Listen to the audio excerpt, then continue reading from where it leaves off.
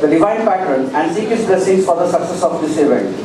I also offer my respects and gratitude to His Holiness Vidya Bhandari Param Puja Dr. Sharnbasva Appaji, 8th Mahadasoha Pitadipati, Sharnbasva Samsthana, President, Sharnbasva Vidyavardhaka Sangha, Honorable Chancellor, Sharnbasva University, Matoshi Dr. Dakshani Avaji, Honorable Chairperson, Sharnbasva Vidyavardhaka Sangha, Member Board of Governors, Sharnbasva University, Chiranjeevi Dodappa Appaji, 9th Mahadasoha Pitadipati, Sharnbasveshwara Samsthana. Their vision and leadership have guided our university towards excellence in education and research. Shri Basuraj Deshmukh Sir, Secretary, Sharnbasva Vidyavardhaka Sangha, Dr. Johannes Krone from Cape Peninsula University of Technology, South Africa, our esteemed Chief Guest, Guest of Honor, Dr. C. Krishna Mohan from IIT Hyderabad, Dr. C. Vijaya Saradi from NTU Singapore, Dr. D. Rajesh Reddy, Scientist, Edwin ISRO Secunderabad, Special Invitee, Dr. Vishwanath, Dignitaries present on the dais, Professor Anukumar Professor, Dr. V.D. Maitri Sir, N.S. Vivekkal Sir, Dr. S.G. Kallegoda Sir, Dr. S.H. Sonori, Dr. Lakshmi Patil, distinguished domain experts, jury members, respected media personnel, esteemed faculty members and students from various colleges and institutions across the states, and colleagues from Sharnbasva University. Dear students, ladies and gentlemen, it is with great pleasure and honor that I welcome you all to the second IEEE International Conference on Integrated Intelligence and Communication System. This event has rapidly established itself as a premium platform for researchers, academicians, industry professionals and students to converge and delve into the cutting-edge advancements in the realms of artificial intelligence, machine learning and communication technologies. The theme of this year's conference, Fusing Intelligence and Connectivity for a Smarter Future, perfectly encapsulates the spirit of innovation and collaboration that we aim to foster. As we navigate the complexities of the digital age, the integration of intelligence and communication systems has become imperative to address the myriad challenges and opportunities that lie ahead. It is with great pleasure and honor that I extend a warm welcome to our esteemed chairperson, Matoshi Dr. Dakshani Avaji. Her unwavering dedication and unconditional support have been instrumental in making this international conference a reality. Avaji is not only a visionary leader, but also a source of inspiration. Her profound knowledge, insightful guidance, and tireless efforts have significantly contributed to the success of this event. We are truly fortunate to have her at the helm of this conference. And today, as we gather here, we have a special reason to celebrate. It is Matoshi Dr. Dakshani Avaji's birthday. Let us take a moment to wish her a very happy birthday. May this special day be filled with joy, love and success. It is with great pride and honor that I extend a warm welcome to Chiranjeevi Dodappa Appaji, 9th Mahadasoha Pitadipati Sharnbasveshwara Samsthana to this event. Your presence brings immense joy to all of us. With your invaluable blessings, this conference will be a grand success. I welcome you, Puja Dodappa Appaji. I also welcome the angels of Mahamani, Kumari Shivani S. Appa, Kumari Bhavani S. Appa, and Kumari Maheshwari S. Appa. I welcome you all. We are immensely grateful to Shri Basuraj Deshmukh Sir, Secretary, Sharnbasva Vidyavardhaka Sangha, for his aid and encouragement in making this event a grand success. Your guidance and contributions have been instrumental in shaping this event into a significant platform for global discourse and collaboration. We are truly grateful for your unwavering support and dedication. I welcome you, sir. I also welcome Dr. Alam Prabhu Deshmukh Sir for this inaugural event of the IEEE conference. I welcome you, sir. We are honored to have Dr. Johannes Krone from Cape Peninsula University of Technology, South Africa as our chief guest. His presence adds immense value to this occasion. It is my distinct honor and privilege to extend a warm welcome to our esteemed Vice Chancellor, Professor Anil Kumar Bidwesar, on this momentous occasion. He is not just an academic leader, but a visionary who has consistently championed innovation and research. His commitment to fostering a vibrant academic environment has significantly contributed to the growth and reputation of our university. I welcome you, sir. I feel proud and grateful to welcome our veterans who are brilliant minds, of Directors Dr. V.D. Maitri sir and Shri N.S. Devarkar sir to this occasion. The work has inspired countless researchers and their wisdom will undoubtedly enrich our discussions. A heartfelt welcome to Dr. V.D. Maitri sir. It is with immense pleasure and honor we welcome our guest of honor, Dr. C. Krishnamohan from IIT Hyderabad, Dr. C. Vijaya Sarathi from Nanyang Technological University, Singapore, Dr. D. Rajesh Reddy, scientist at ISRO, Secunderabad. It is our distinct pleasure to welcome a special invitee, Dr. Vishwanath P., a renowned academician. He is presently working as Professor and Head Department of ECE, SMBC, Raichur, and also is an ExCom member, IEEE North Karnataka subsection. We are honored to have you, sir. I also heartily welcome Dr. S.D. Dollegowda sir, Registrar, Sharnbasva University. I welcome you, sir. I also welcome Dr. S.S. Fannadi sir, Registrar, Evaluation, Sharnbasva University. I welcome you, sir. I would also like to extend a special welcome to our esteemed conference chair and convener, Dr. Lakshmi Patil, Dean, Sharnbasva University.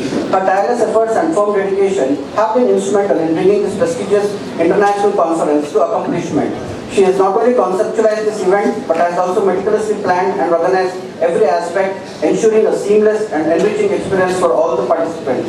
I welcome you, ma'am.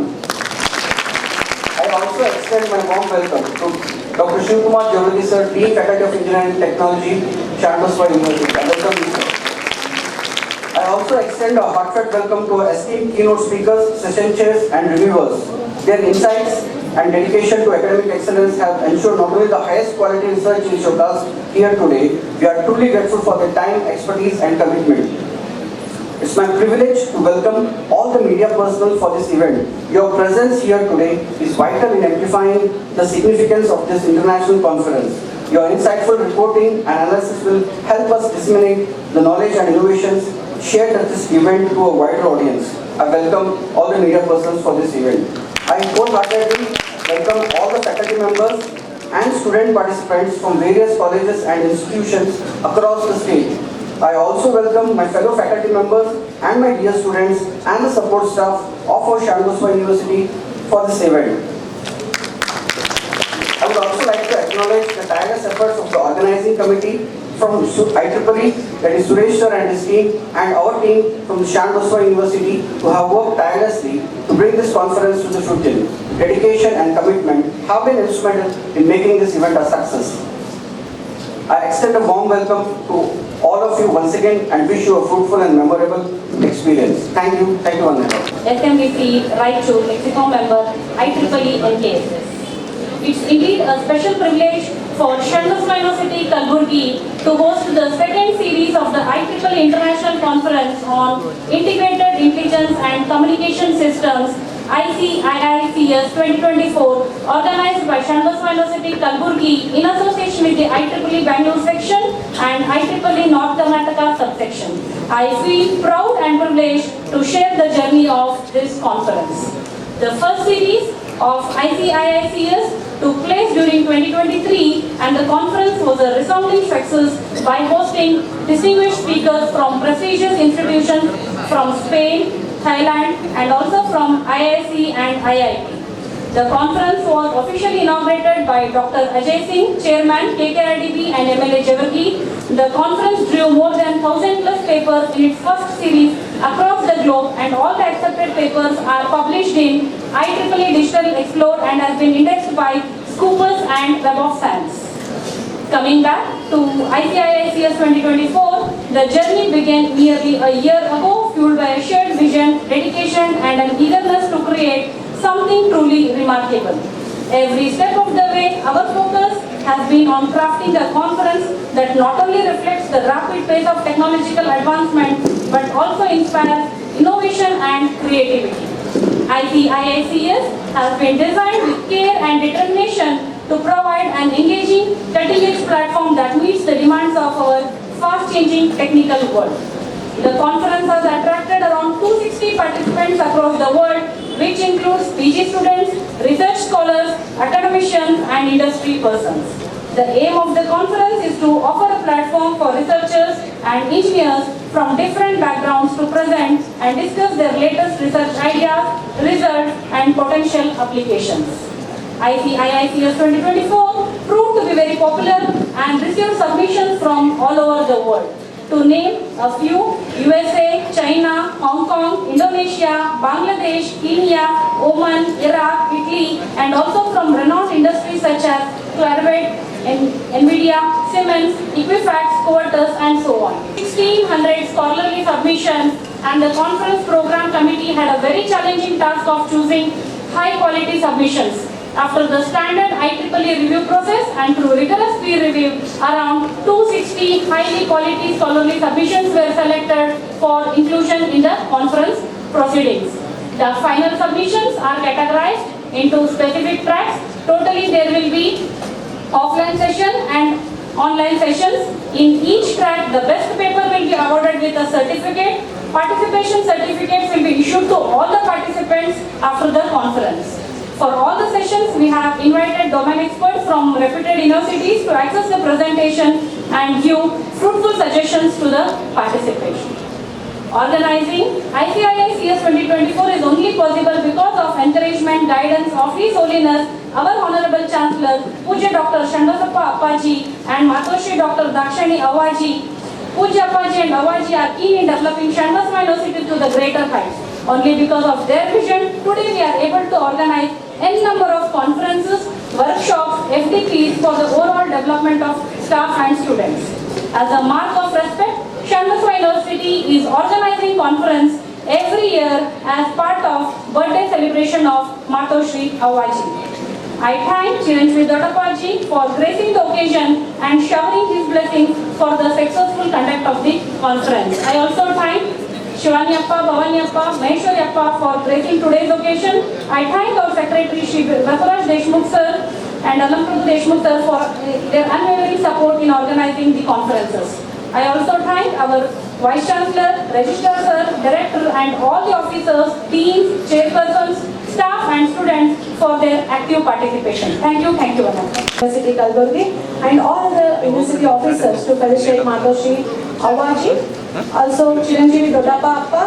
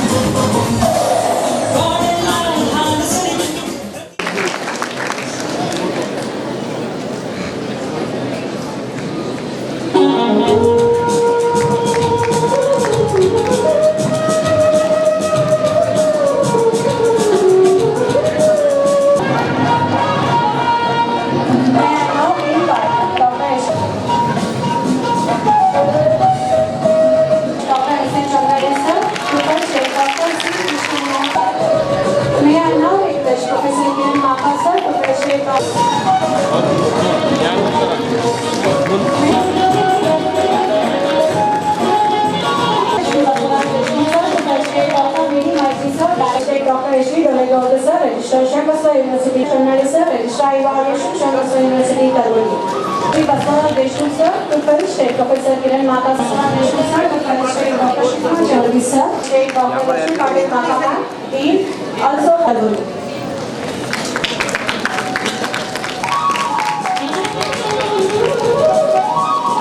ಸಂಘಕ್ಕೆ ಬಹಳ ವಿಶೇಷ ದಿನಗಳು ಒಂದು ತಿಂಗಳ ನಿರಂತರವಾಗಿ ಒಂದು program ಮಾಡ್ತಾನೆ ಇದ್ದು. ಯಾಕಂದ್ರೆ ನವೆಂಬರ್ 1ರಂದು ನಮ್ಮ ಕನ್ನಡ ರಾಜ್ಯೋತ್ಸವದ ದಿನದಿಂದ ನಮ್ಮ ಹುಟ್ಟಿದ ನಮ್ಮ ಚಿರಂಜೀವಪ್ಪ ಹುಟ್ಟಿದ್ದಾರೆ. 14ರಂದು ನಮ್ಮ ಅಧ್ಯಕ್ಷರು ಮತ್ತು ಈ ಭಾಗಕ್ಕೆ ಎಜುಕೇಶನಲ್ ಹಬ್ಬ ಆಗಿ ಮಾಡುವಂತ ನಮ್ಮ ಕೊಡುಗೆ ಕೊಟ್ಟದಂತ ನಮ್ಮ ಪರಮ ಪೂಜ್ಯ ಅಪ್ಪಾಜಿಯವರ ಹುಟ್ಟುಹಬ್ಬ ಮತ್ತು ಈ ಭಾಗಕ್ಕೆ ನಮ್ಮ ಸಂಸ್ಥೆಗೆ ಅನ್ನಪೂರ್ಣೇಶ್ವರಿಗಿರುವ 28ನೇ ತಾರೀಕು ಇವತ್ತಿನ ದಿವಸ ಹುಟ್ಟುಹಬ್ಬ ಮತ್ತು 30ನೇ ತಾರೀಕಿಗೆ ಅವರ ಮ್ಯಾರೇಜ್ ಆನಿವರ್ಸರಿ. ಹೀಗಾಗಿ ಪ್ರತಿ ತಿಂಗಳಿಗೆ ನಮ್ಮ ಸಂಸ್ಥೆಗೆ ಮತ್ತು ನಮ್ಮ ವಿಶ್ವವಿದ್ಯಾಲಯಕ್ಕೆ ನಮ್ಮ ವಿದ್ಯಾವರ್ಗ ಸಂಘಕ್ಕೆ ಒಂದು ತಿಂಗಳ ಸತತವಾಗಿ ಬಹಳ ವಿಶೇಷ ದಿನಗಳನ್ನು ನಾವು ಆಚರಣೆ ಮಾಡ್ಕೊಂಡಿದ್ದೀವಿ. ಅದರಲ್ಲಿ ಈಗ 2 ದಿವಸ ಇಂಟರ್ನ್ಯಾಷನಲ್ ಕಾನ್ಫರೆನ್ಸ್ ಅನ್ನು ಮಾಡಿದ್ದಾರೆ. ಬಹಳ ಒಳ್ಳೆಯದು. ಯಾಕಂದ್ರೆ ಈ ಮಕ್ಕಳಿಗೆಗೋಸ್ಕರ ಅಪ್ಪಾಜಿಯವರು ಯಾವಾಗಲೂ ಮಕ್ಕಳಿಗೋಸ್ಕರ ಜ್ಞಾನವನ್ನು ಪಾಠಗಳಲ್ಲಿ ಎಲ್ಲ ಹೆಚ್ಚಿನ ಜ್ಞಾನ ಪಡಿಬೇಕಂತ ಹೇಳಿ ಅವರು ಮೇಲಿನ ಮೇಲೆ ನ್ಯಾಷನಲ್ ಕಾನ್ಫರೆನ್ಸ್, ಇಂಟರ್ನ್ಯಾಷನಲ್ ಕಾನ್ಫರೆನ್ಸ್ ಯೂನಿವರ್ಸಿಟಿಯಲ್ಲಿ ಮಾಡ್ತಾ ಇದ್ದಾರೆ. ಇದು ಯೂನಿವರ್ಸಿಟಿ ಅಂತಲ್ಲ, ಎಲ್ಲ ನಮ್ಮ ಸಂಸ್ಥೆಗಳಲ್ಲೂ ಕೂಡ ಅಪ್ಪಾಜಿಯವರು ಪ್ರೇರಣೆ ಕೊಡ್ತಾರೆ ನಮ್ಮ ಮಕ್ಕಳಿಗೆ. ಈಗ ತಾನೇ ನಾವು ನಮ್ಮ ಅಪ್ಪಾಜಿಯವರ ಕನಸಿನ ನನಸಾಗಿ ಮಾಡುವಂತ ಎಸ್ಬಿಆರ್ದಲ್ಲೂ ಒಂದು ವಿಶೇಷವಾದ ಕಾರ್ಯಕ್ರಮ, ಒಂದು ಮಕ್ಕಳಿಗೆ ನಮ್ಮ ದೊಡ್ಡ ನುಡಿಗಳು ಮಾಡುವಂತ ಮಕ್ಕಳಿಗೆ ಅಂದ್ರೆ ಮಾಂಟಿಸರಿ ಮಕ್ಕಳಿಗೆ ಇಷ್ಟು ಚೆನ್ನಾಗಿ ಮಾಡಿದ್ದಾರೆ ಅವರು ತಮ್ಮ ಪ್ರೆಸೆಂಟೇಷನ್. ನಾವೇ ನೋಡಿ ಬಹಳ ದಂಗ ಆಗ್ಬೇಕಂತಂದ್ರೆ ಮಕ್ಕಳಿಗೋಸ್ಕರ ಯಾವಾಗಲೂ ನಮ್ಮ ಅಪ್ಪಾಜಿಯವರು ಬಹಳ ಮಕ್ಕಳಿಗೆ ಬೆಳವಣಿಗೆಗಳಿಗೆ ಮತ್ತು ಎಜುಕೇಶನ್ಗಾಗಿ ಬಹಳ ಒತ್ತು ಕೊಟ್ಟಿದ್ದಾರೆ. ಅದಕ್ಕೋಸ್ಕರ ಈ ಭಾಗ ಜಾಸ್ತಿ ಬೆಳೀತಾನೆ ಇದೆ. ಮುಂಬರುವ ಒಂದು ಮಾತು ಹೇಳಿ ಮುಗಿಸ್ತೀನಿ. ಅದು ಹೇಳಬೇಕು ಬಿಡಬೇಕು ಗೊತ್ತಿಲ್ಲ. ಯಾಕಂದ್ರೆ ಈಗ ನಮ್ಮ ಸಂಸ್ಥೆ ದಾಕ್ಷಿಣ್ಯ ತಯಾರು ಬಂದ್ಮೇಲೆ 1993 ಏನು ಪಾದಾರ್ಪಣೆ ನಮ್ಮ ಸಂಸ್ಥೆಗೆ ಪಾದಾರ್ಪಣೆ ಮಾಡಿದ್ರು. ಅವಾಗಿಂದ ನಮ್ಮ ವಿದ್ಯಾವರ್ಧಕ ಸಂಘನೂ ಆಯ್ತು, ನಮ್ಮ ಶರಣಬಸವೇಶ್ವರ ಅವರ ಸಂಸ್ಥಾನ ಆಯ್ತು. ಮೇಲೆ ಗ್ರಾಫ್ ಏರ್ತಾನೆ ಇದೆ. ಅವರ ಕಾನೂನು ಅದರಿಂದ ಲಕ್ಷ್ಮಿ ಎಂದೂ ನಮಗೆ ಕಡಿಮೆ ಬರ್ತಾ ಇಲ್ಲ. ಇದು ನಾ ಹೇಳಿದ ಮಾತಲ್ಲ, ನಮ್ಮ ಸಂಸ್ಥೆಯಲ್ಲಿ ಎಲ್ಲ ಆ ಟೈಮಿನಲ್ಲಿ ಯಾರ್ಯಾರಿದ್ರು ಮೋಸ್ಟ್ಲಿ ಬೆಳೆಗಳು ಈಗ ಇರ್ಬೋದು, ಆದರೆ ಮಾಡುವಂತ ಕೆಲಸದವರು ಎಲ್ಲರೂ ಕೂಡ ಅವರು ಕೂಡ ಹೇಳಿದಂತ ಮಾತಿದ್ರು. ಇದು ನನ್ನ ಮಾತಲ್ಲಿರು. ಅದಕ್ಕೋಸ್ಕರ ಇವತ್ತಿನ ಹುಟ್ಟುಹಬ್ಬ ನಮ್ಮ ಸಂಸ್ಥೆ ಅನ್ನಪೂರ್ಣೇಶ್ವರಿಯವರಿಗೆ ಈ ಸಂದರ್ಭದಲ್ಲಿ ಕೂಡ ಹುಟ್ಟುಹಬ್ಬನ ಶುಭಾಶಯಗಳನ್ನು ಕೋರುತ್ತಾ, ದೇವರು ಅವ್ರಿಗೆ ಇಂಥ ಶಕ್ತಿ ಕೊಟ್ಟಿದ್ದಾರೆ. 3 ಮಂದಿ ಜಗದಲ್ಲಿಗೆ ಬಹಳ ಒಳ್ಳೆ ರೀತಿಯಿಂದ ತಯಾರು ಮಾಡ್ತಾ ಇದ್ದಾರೆ. ಅದರಲ್ಲಿ 9 ಪೀಠಾಧಿಪತಿಗಳು. ನೀವು ಬಹಳ ಆಶ್ಚರ್ಯ ಪಡಿಬೋದು. ನಾವು ಕೂಡ ಇಂಥ ಸಂದರ್ಭದಲ್ಲಿ ಹೇಳೋದು ನಮ್ಗೆ ಮೈ ರೋಮಾಂಚಕ ಅನ್ನಿಸ್ತದೆ. ಏನು ಅವರು ಈ ಸ್ಥಾನದಲ್ಲಿ ಕುಂತಿದ್ದಾರೆ 9 ಪೀಠಾಧಿಪತಿಯಾಗಿ. ಅವರು ನೋಡಿದ್ರೆ ಬಹಳ ಆಶ್ಚರ್ಯ ಆಗ್ಬೋದು. ಒಂದು ಸಣ್ಣ ಘಟನೆ ಹೇಳಿ ಮುಗಿಸ್ತೇನೆ. ಮೊನ್ನೆ ಅಪ್ಪಾಜಿ ಹುಟ್ಟುಹಬ್ಬದ ದಿನದಿಂದ 2 ದಿವಸ ಹಿಂದ್ಗಡೆ ಅವರ ಕಲಿಸುವಂತ ಟೀಚರ್ಗೆ ಕೇಳಿದ್ರು, ಅಪ್ಪಾಜಿಗೆ ಏನು ಕೊಡುಗೆ ಕೊಡ್ಬೇಕಂತ ಹೇಳಿ. ಅವರು ಟೀಚರ್ ಹೇಳಿದ್ರು, ಅಪ್ಪಾಜಿಯವರ ಪರಂಪರೆ ಏನಿದೆ ಅದೇ ಮುಂದುವರಿಸ್ಕೊಂಡು ಹೋದ್ರೆ ಅದು ಕೊಡುಗೆ ಅಂತ ಹೇಳಿದ್ರು. ಅವರು ಅದು ನನ್ನ ಕರ್ತವ್ಯ ಅಂತ ಹೇಳಿದ್ರು ತಮ್ಮಜಿಯವರು. ಅದು ನನ್ನ ಕರ್ತವ್ಯ. ಆದರೆ ಈಗಿನ ಅಪ್ಪಾಜಿಯವರಿಗೆ ಗಿಫ್ಟ್ ಆಗಿ ಅಂತ ಕೇಳಿದ್ರು. ಆದರೆ ಅವರು ಟೀಚರ್ ಹೇಳಿದ್ರು, ನೀವು ನಮ್ಮ ಲಿಂಗಾಯತ್ ಸಮಾಜದಲ್ಲಿ ನಮ್ಮ ದೊಡ್ಡದು ಅಂದ್ರೆ ರುದ್ರಾಭಿಷೇಕ ಒಂದು ಭಾಗವನ್ನು ಅಪ್ಪಾಜಿಯವರಿಗೆ ಪಾದ ಪೂಜೆ ಮಾಡಿ ಹೇಳಿ ಅದೇ ಸಾರ್ಥಕ ಆದಂಗ ಅವ್ರು ಖುಷಿ ಪಟ್ಟು 5 ನಿಮಿಷದ ಕೆಲವರು ಕೇಳಿರ್ಬೇಕು, ನೋಡಿರ್ಬೇಕು. ಆದ್ರೆ 5 ನಿಮಿಷದ 2 ದಿವಸದಲ್ಲಿ ಕಲ್ತು ಅಪ್ಪಾಜಿಯವರು ಪಾದ ಪೂಜೆ ಮಾಡ್ಬೇಕಾದ್ರೆ ರುದ್ರಾಭಿಷೇಕ ಅಂದಿದ್ದಾರೆ ಅಂದ್ರೆ ಅದು ಸಾಮಾನ್ಯ ಮಾತಲ್ಲ. ಇದು ಶರಣರ ಅಂಶ ಅಂತ ಹೇಳೋದು ನಾನು ಹೇಳಲು ಬಯಸ್ತೇನೆ. ಮತ್ತು ಅದು ತಯಾರಿ ಮಾಡುವಂತ ಮಾತೋಶ್ರೀ ಅವರಿಗಿದೆ. ಅದಕ್ಕೆ ಈ ಸಮಯದಲ್ಲಿ ಅವರಿಗೆ ಮತ್ತೊಮ್ಮೆ ನಮ್ಮ ಶುಭ ಹಾರೈಸುತ್ತಾ ಇವತ್ತು 2 ದಿವಸದ ನಿಮ್ದು ಇವತ್ತು ಇಂಟರ್ನ್ಯಾಷನಲ್ ಕಾನ್ಫರೆನ್ಸ್ ಇದೆ. ಅದು ಒಳ್ಳೇದಾಗಲಿ. ನಿಮ್ಮ ಜಾಸ್ತಿ ನಿಮ್ಮ ನಾಲೆಜ್ ಶೇರ್ ಮಾಡ್ರಿ. ಯಾಕಂದ್ರೆ ಮುಂಬರುವ ದಿನಗಳಲ್ಲಿ ನೀವು ಇಷ್ಟು ತಯಾರಾಗಬೇಕು. ನಾವು ಒಂದು 100 years ಬ್ಯಾಕ್ ಹೋದಾಗ, ನಾವು 100 ವರ್ಷ ಹಿಂದಡೆ ಹೋದಾಗ ನಮ್ಮ ಊರುಗಳಲ್ಲಿ ಒಂದು ಅಗಸಿ ಅಂತ ಇರ್ತಿತ್ತು. ನಿಮ್ಗೆ ಗೊತ್ತಿಲ್ಲ ನಿಮ್ಮ ಹಳ್ಳಿಗಳಲ್ಲಿ ಇದ್ದರೆ ಗೊತ್ತಿರೋ ಅಗಸಿಯಲ್ಲಿ ಒಬ್ಬ ಊರು ಎಂಟ್ರಿ ಆಗ್ಬೇಕಾದ್ರೆ ಅಲ್ಲೇ ಎಂಟ್ರಿ ಆಗ್ತಿತ್ತು. ಅದು ಯಾವ ಮನುಷ್ಯ ಬಂದಾನೆ, ಯಾವ ಮನುಷ್ಯ ಹೋಗಿದಾನೆ ಅಂತ ಎಂಟ್ರಿ ಆಗ್ತಿತ್ತು. ಈಗಲೂ ಬೇರೆ ದೇಶ ಹೋಗ್ಬೇಕಾದ್ರೆ ನೀವು ಎಂಟ್ರಿ ಆಗಿ ಹೋಗ್ತದೆ, ಎಂಟ್ರಿ ಇಂಡಿಯಾದಲ್ಲಿ ಬರ್ಬೇಕಾದ್ರೆ ಎಂಟ್ರಿ ಆಗುತ್ತೆ. ಆದರೆ ಈ ಮುಂಬರುವ ಕಾಲದಲ್ಲಿ ಒಂದು ಸಿಟಿಯಿಂದ ಸಿಟಿಗೆ ಹೋಗ್ಬೇಕಾದ್ರೆ ಆಟೋಮೆಟಿಕ್ ಎಂಟ್ರಿ ಆಗೋ ಸಿಸ್ಟಮ್ ಬರುತ್ತೆ. ನೋಡಿ, ಇದು ಭಾಳ ದಿವಸ ಉಳಿದಿಲ್ಲ. ಯಾವ ಊರಲ್ಲಿ ಏನು ಅಂದ್ರೆ ನಮ್ಮ ಸುರಕ್ಷೆಗೆ ಸಂಬಂಧಕ್ಕಾಗಿ ಸುರಕ್ಷತೆಗೋಸ್ಕರವಾಗಿ ಮುಂಬರುವ ದಿನಗಳಲ್ಲಿ ನಾನೇ ಇಲ್ಲಿಂದ ಗುಲ್ಬರ್ಗದಿಂದ ಬೀದರ್ಗೆ ಹೋದರೆ ಬೀದರ್ನಿಂದ ಎಂಟ್ರಿ ಆಗುತ್ತಾನೆ, ಎಂಟ್ರಿ ಆಗಿಲ್ಲ. ಆ ಸಿಸ್ಟಮ್ ಮುಂದೆ ಬರುವ ಸಾಮರ್ಥ್ಯ ನಿಮ್ಮಲ್ಲಿ ಬೆಳೆಸ್ಕೋಬೇಕು. ಆ ಸಿಸ್ಟಮ್ ನೀವು ಕಲಿಬೇಕು, ಆ ಸಿಸ್ಟಮ್ ನೀವು ಮಾಡಬೇಕು ಅಂತ ಈ ಸಂದರ್ಭದಲ್ಲಿ ಹೇಳಿ ಮತ್ತೊಂದು ನಿಮಗೆಲ್ಲ ಶುಭ ಹಾರೈಸೋಕೆ ಮಾತು ಮುಗಿಸ್ತೀನಿ. ಜೈ ಹಿಂದ್, ಜೈ Karnataka. To assemble at this important event. In fact, this international conference coincides with Pujya Mataji Rachanikai Awazi's birthday. In fact, it has been well thought upon. It has been beautifully executed. But what matters is, by the sagacity and visionary thinking of Pujya Mataji, and under the able leadership of Pujya Awazi, the university has been charting its route in a right direction as the modern technology demands. In fact, this morning when we were listening to the resource persons, the presentation, which in fact non-engineering students also can very easily understand, the presentation was so smooth, so humorous, and in fact he could illustrate the abstract concepts for us non-engineering students in a most lucid and easy way. I could understand all, and in fact the kind of presentation was really evaluative as far as is concerned. But what the enlightened gathering of all the illustrious resource persons from across the globe has really enriched the campus experience of our students and faculty. It will go a long way in helping our students to emulate the scholars like yourself. So it is my I feel immensely happy to be a part of this program and experience this field of the students and the aspects of the modern communication systems are going to be discussed in the panel sessions, and the proceedings has been brought out and we will illustrate all the papers in the most graphic way. I think I don't have much to add since I am not a student of engineering, but I can only say that our university has a glorious future and we can all be feeling very happy to be a part of this great eventful history on this part of the country. Therefore, I express my sincere gratitude to Madam Lakshmi and all my officers for having conducted these programs in this conference hall, which is named after the visionary Pujya Mataji. And I feel that I am honored by giving me this opportunity to speak a few words. I express my sense of gratitude on behalf of all my fellow officers, the foreign delegates who have come all the way from the far off lands. They have been made this program a grand success, and I will remember these days in the years to come. With these few words, I thank and everyone for your patience. Thank you. Thank you. Let's mark the end of formal function with appreciation and gratitude to all those who made this event happen. Now I would like to sincerely request Dr. Shikna Jalvi sir to propose vote of thanks.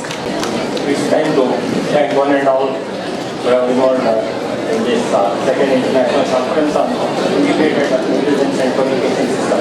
First, I would like to thank Parama Pujya Dr. Sharnbasva Appaji, 8th Maharashtra Kalaburagi Sharnbasva Samaya President, Sharnbasva Vidyavadar Sangha, Chancellor Sharnbasva University, blessing us to make this function a grand success one. Thank you, Appaji. I also like to thank Matosri Dr. Rakshayani Awaji, Chairman, Sharnbasva Vidyavardhaka Sangha, Kalaburagi, Member POG, Sharnbasva University, Kalaburagi, for gracing the occasion. Thank you, Awaji. I also thank Pujya Chiranjeevi Dodappa Appaji, 9th Mahadasoha Pikadavati, Sharnbasveshwara Samsthana Kalaburagi, for gracing the occasion. Thank you, Appaji. I also thank Kumari Shivani S. Appa, Kumari Bhavani S. Appa, Kumari Maheshwari S. Appa for gracing this occasion. Also sincerely thank Sri Kashavat Deshmukh Sir, Honorable Secretary, Sharnbasva Vidyavardhaka Sangha, Member POG, Sharnbasva University, Kalaburagi, for taking your valuable time, sir. Thank you, sir. I also like to thank Dr. Alam Prabhu Deshmukh for gracing this occasion. Thank you, sir. I would like to thank today's chief guest, Dr. Johannes Lonje, Peninsula University, South Africa, for being with us, sir. I would like to thank Sri Krishna Mohan, IIT Hyderabad, for gracing this occasion. I also like to thank Dr. Chava Vijay Saradi, NTU Singapore, for being with us, sir. I also thank Dr. G. Rajesh Reddy, scientist, ISRO, Secunderabad, for being with us, sir. I would also like to thank our beloved Honorable Dr. Anil Kumar Ji Bidde, Vice Chancellor, Sharnbasva University. Thank you, sir. I would like to thank Dr. S.G. Goldegowda, Registrar, Sharnbasva University, for being with us, sir. Thank you, sir. I would like to thank Dr. S.H. Pannadi, Registrar Evaluation, Sharnbasva University. Thank you, sir. I also thank Dr. V.D. Maitri, Director, Sharnbasva University, for gracing the occasion. Thank you, sir. I also would like to thank Dr.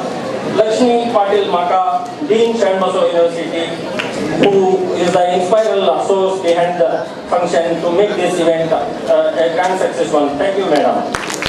I would also like to thank Professor Kiran Maka, Finance Officer, Sharnbasva University, for gracing the occasion. So, last but not the least, I would like to thank all the deans of various faculties, chairpersons, staff members of various departments, and the participants of our university and across the India. And also, I would like to thank the media persons. Lastly, I would thank one and all. Thank you. Thank you very much. Masters and bachelors and PhD degrees in entrepreneurship. We go to those schools and say, do you want to do a startup? Come and talk to us. And we break them and then we dance game. So, as I said, TRL stands for Technology Readiness Level. So we have to take all the way from dreams to something that is tangible, that is useful for the societies, services, products, and stuff like that. Give the space to them, and then they can grow until to a decent time. Then we kick them out from our office. They will go out. What do we get in return? We take equity in those companies. Right? We don't ask them to pay lots of dollars as an upfront payment, but we take equity. We take risk together with them. So this is how we do. So we have POC, POV. POC stands for proof of concept. POV stands for proof of value. And we have 250 in the first stage. We have $500,000 in the second stage. And then once they spin up the company, we also have, as a university, as fund with outside venture capital. We invest into them as if we are at another venture capital. So what do we need if we want to do this into a successful company? We need education, we need capital, we need venture building, we need ecosystem plug-in. I will explain each of those pillars and then I'm done. So we do all these things for educating the students, because most of the universities are focusing on educating the people. But education simply doesn't have any significant value for the society. Because education is a technology, but only technology doesn't work. They have to learn to have the soft skills, converting those technologies and taking that and persuasion, communication, perseverance, these kind of things we have to educate them, right? So we have to conduct all these programs, and then sometimes we do conduct, and we actually conducted Singapore India Hackathon, for example, where Prime Minister Modi was there 2 times, right? So we do all kinds of education programs. And this is a repeat of what I said already, so I don't want to take it up. So people, we have mentors. We have people who have done that before, who have listed their companies, exited their companies through trade sale, and then they are looking for next opportunity. So we go and talk to them and we say, can you please come to the university and help us? We will pay you small honorarium or something, but what do they get in return? They are going to be co-founders, or they are going to have equity in the company. Because they have done it, they failed a couple of times probably, or they learned it over a period of time. As I said, our goal is to increase that less than 1% to 10%. So if somebody has done mistakes and learned it, we don't want to do those mistakes again. Right? So we want to learn from them. So we go and talk to those people and bring them. EIR stands for Entrepreneurs in Residence. So we bring those entrepreneurs who are experts, who have done that a couple of times, and then bring them and ask them to stay with us on campus. Right? And we have to create the labs and facilities, open innovation labs, and all those things where students can go and tinker, can develop some prototypes on their own. It's completely free. They can develop. They will have to register, and if it is a small fund that is required up to $5,000, we give them. We don't, of course, we have to scrutinize and see the proposal and all those things. It is competitive, but we will actually take them through all those things. Do we get success out of that? Yes, very small success. But what do we get in return? Inculcate entrepreneurship mindset in the students. Okay, so as I said, all these things are positive things, but there are some problems also. When we do the technology transfer and when we create companies, there are some problems. Because professors being professors, they write proposals, they get the funding and they do the research, they read the previous papers, they read that. When they can develop up to a prototype, but once they are developing up to prototype, they say, converting this into product is not my job. I don't want to do it, I am not recruited for that. I am recruited for doing research. Because we are technology and research intensive university. We have to ask the professors to publish so many papers and so many research dollars and stuff like that. So they are under pressure for doing those things. So it's not their key performance indicator. So somebody else has to do. So there are gaps. So, and also they are not measured on the commercial success. They are measured on publications, they are measured on citations, they are measured on funding, they are measured on PhD students, blah, blah, blah, right? So all those things. So, and also you have to find the right technology at the right time, with the right team. If you don't have a proper team, you are done. You are doomed to fail, right? So it's a rare combination. And if you find that rare combination, now I invite Dr. History Domain Officer, Registrar Sharnbasva University Kalaburagi to present open of law to Dr. D. Rajesh Reddy sir. Thank you sir. Now I request Dr. D. Rajesh Reddy sir to start us. So basically, there are many platforms to which we can observe the earth and also we can acquire the data in the form of imagery remotely. And these data sets are in humongous volumes in nature, so which requires an efficient representation for their analysis and interpretation. This is what kind of analysis is required over these remote sensing imagery. So what I need for it is, see, there is a user, he wants, what are the activities happening cross-border level.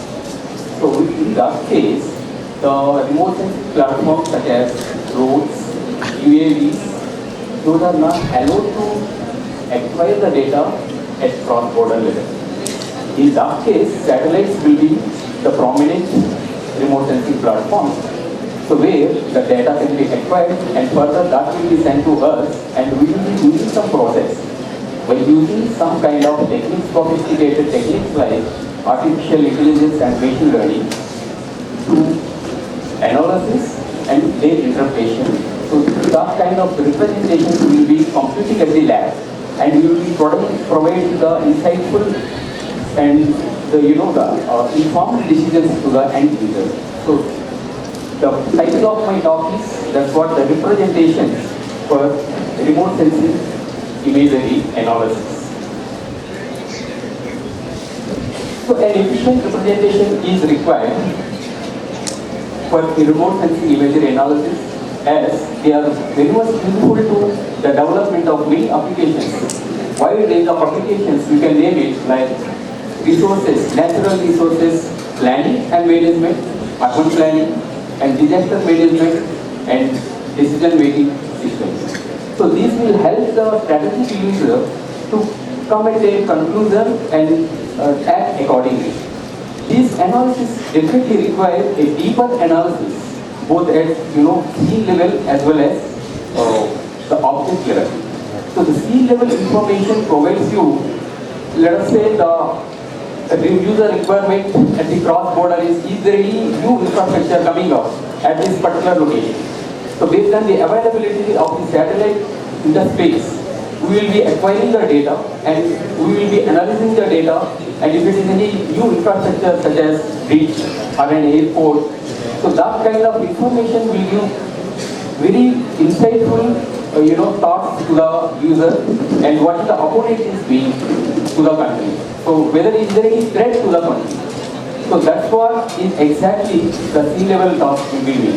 Upon doing that task, what we will be doing, so again there is a final level of analysis will be going on based on the user requirement again. If he is interested in delving into what kind of bridge it is, so what is the capacity of the bridge and let us say storage tanks, and in that case that will indirectly tell you there is an airport. So there is a storage tank, so they are going to build a new airport. So probably after few days or few weeks, we will acquire once again the data in the same region and we will conclude some kind of analysis from the analysis. So yes, there is an infrastructure which is combined to this particular already existing infrastructure. So that's what we will be doing at both levels. And most of the research works, the main focus will be on the scene classification and object level segmentation. These are the two tasks anybody will be focusing much on remote sensing imagery. So in scene classification, so what we do is, we will try to understand the content of the remote sensing imagery. So, and we will provide the information at very abstract level. So in segmentation task, we will be dealing with the delineation of the objects. So at both semantic level as well as instance level, based on the user's requirement.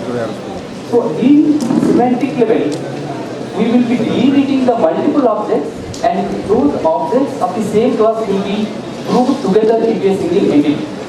So that will give you, this is the task of particular nature that will provide good information to the end user. And similarly, once that is known to him and he wants further information about a particular task, then we will go for instance level segmentation, where we will treat the individually delimited objects as an individual instances. So let us say some few different kinds of aircraft are available or are there in the particular region. So we will be delineating as a separate, like the kinds of aircraft.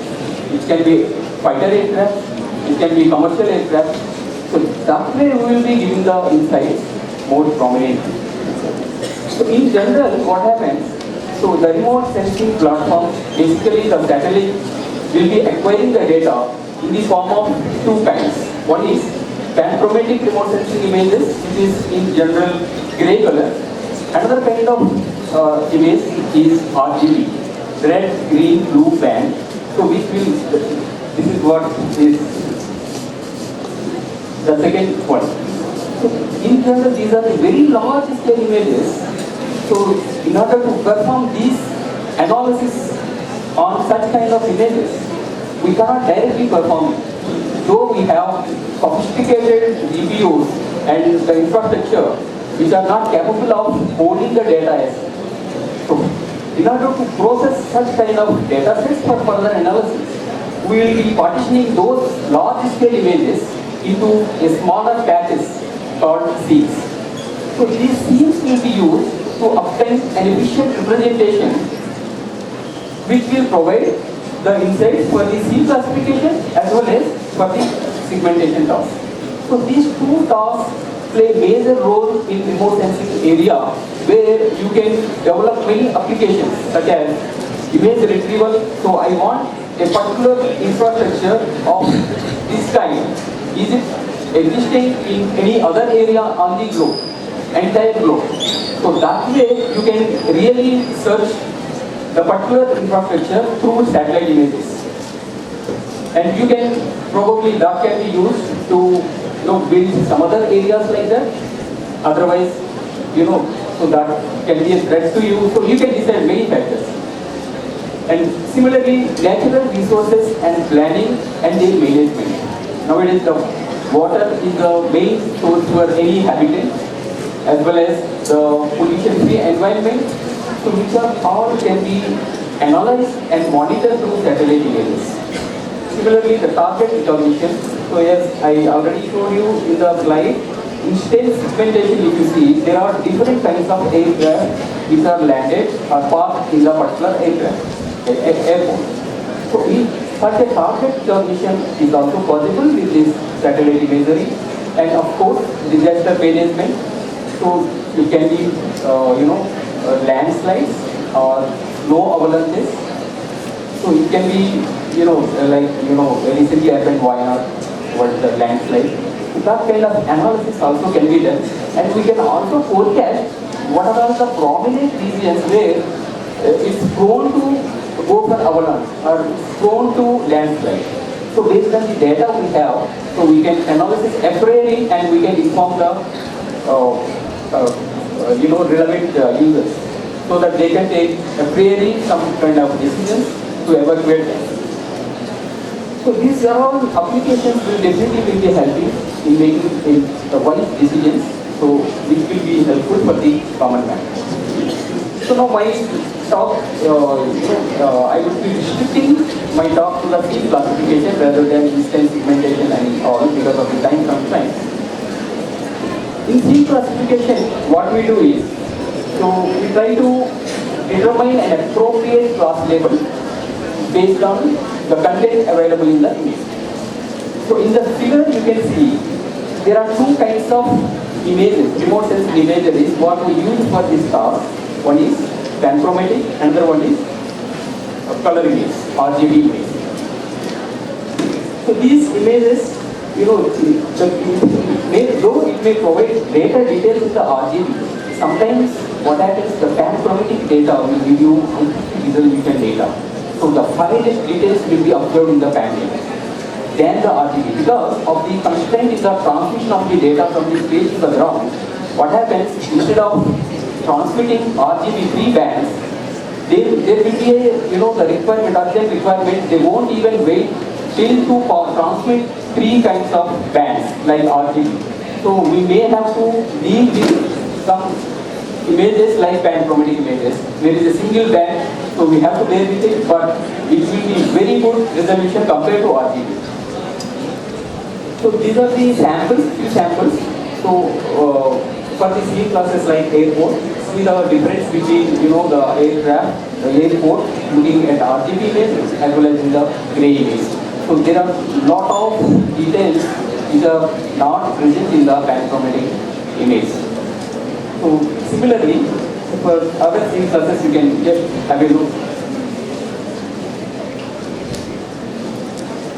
So we can consider the scene classification to provide some kind of decisions at scene level. So what we do, because of the many issues like there is a non-uniform background across the scenes and very high similarity between the scenes of different classes, and the scenes of the same class will be having large variations. So that will, and again, one more important issue would be the spatial arrangements of multi-scale objects or arbitrary. So that these issues will definitely need a sophisticated techniques. So to address and the issues, like I can show you some of the issues. So if you see in the figure, so the non-uniform background is existing in the same class of different samples. For example, in the bridge scene, if you consider, the first scene of the bridge has the water as its background, the second scene has sand as its background. So though it belongs to the same class, the background, the large amount of the scene consists of different backgrounds. So only the very few pixels occupy the bridge. So this is one of the particular issue, and one more is the basketball court. If you see, the background is with lawn and without lawn. And similarly, if you see the first scene consists of with the trees and no vehicles at all. And if you observe the second scene, there are vehicles but no trees at all. So how can you conclude it belongs to the same class? So we have different backgrounds. So that's what we are going to see now. And similarly the stadium, so what is with buildings surrounded by buildings and without buildings. So these are some of the issues. And one more issue is the scenes of different classes look visually similar. If you see, there are two different classes like church and palace. There are subtle variations you can observe in the first two scenes. They look very similar visually. Similarly, the freeway and overpass. Though they are meant for different functionalities, they look very similar. Similarly for railway and railway station. So we have to give a prompt input to the user so that he can take decisions. So with these subtle variations, it's very difficult to create a methodology which can give you a discriminable representation. Another issue is within the same class, if you observe the bridge, beach, see the water content present in the first scene and the second scene. In the first scene, the water content is very less compared to the second scene. And you observe the color. The water color is from one scene to another scene. And similarly, the building structure of a church is having different patterns. And the island, if you come to the island, see we have more number of islands, and that is also an island, this is also an island. And see the runway has different patterns. So it looks like your manner is like a parking area, but it's a runway. The second scene of the runway, it looks like a parking area, but it's a runway. The important issue here is, though we have a scene of common class, but the objects will be of different sizes and the spatial arrangements are different.